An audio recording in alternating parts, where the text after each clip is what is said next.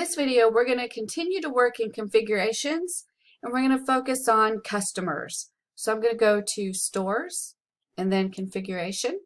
And then in Configuration, I'm going to go into Customers, and I'm going to start with Newsletter. And with the newsletter information, all of the default information is fine, so I'm not going to change anything in the newsletter area.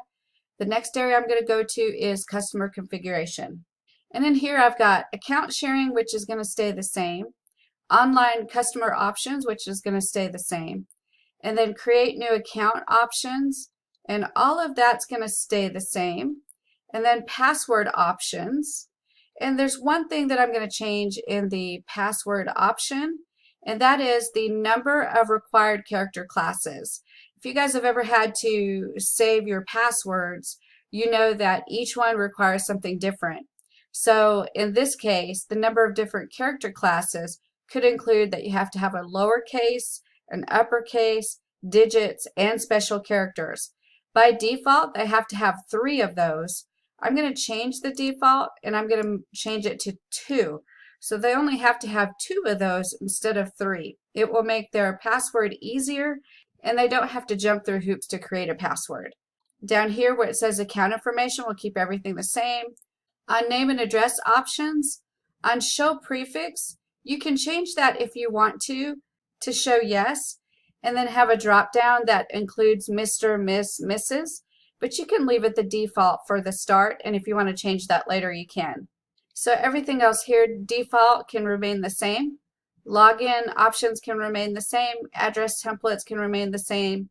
And CAPTCHA, if you want to use CAPTCHA, you can leave that as default. So that's all the settings for the configuration on the customer. So I'm going to click Save Configurations. And now I'll go down to Wish List. And in Wish List, the general options, everything's going to stay the same. Share options, everything's going to stay the same. And in My Wish List link, everything's going to stay the same. And then I'll go to Promotions. And in Promotions, all of the default information is going to stay the same. And the next one is Persistent Shopping Cart. In this one, it's really important to think about the Persistent Shopping Cart.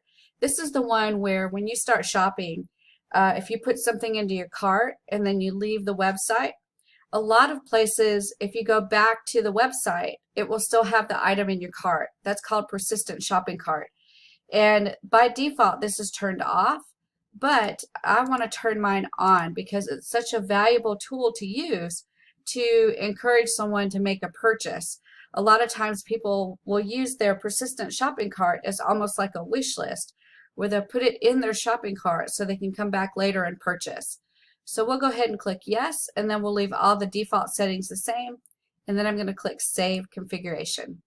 And that's all we need to do in the configuration area for customers. Now we're going to go to the next video where we'll talk about sales and how to set that up for your Magento store. I'll see you in the next video.